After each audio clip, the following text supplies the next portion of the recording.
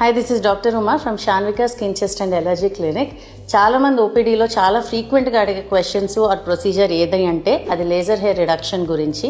So చాలా questions ఉన్నాయి, ఎవరు చేయించుకోవచ్చు, ఎవరు చేయించుకోకూడదు, సైడ్ ఎఫెక్ట్స్ ఏముంటాయి, కాంప్లికేషన్స్ ఏముంటాయి ఎక్సెట్రా.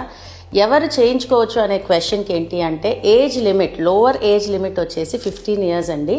ఆర్ అమ్మాయిల్లో అయితే మెనార్కే అటెండ్ అయిన 2 years తర్వాత వాళ్ళ హార్మోన్స్ ఎస్టాబ్లిష్ అయిన తర్వాత ఇది చేయించుకోవచ్చు. There is no upper limit. 70 years అయినా 80 years అయినా ఎవరైనా కూడా ఈ లేజర్ హెయిర్ రిడక్షన్ అనేది చేయించుకోవచ్చు. What are the complications or side effects?